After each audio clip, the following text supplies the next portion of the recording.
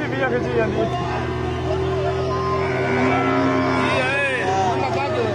ਪਾਗਲ ਵਾਹ ਜੀ ਵਾਹ ਕਮਾਲ ਹੋ ਗਈ ਯਾਰ ਪੜਦੇ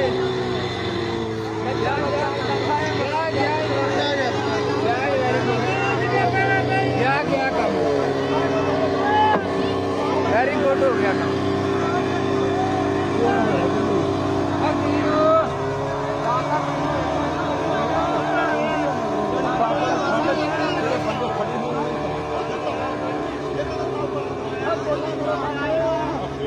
अब बाबा सादर डिग्गे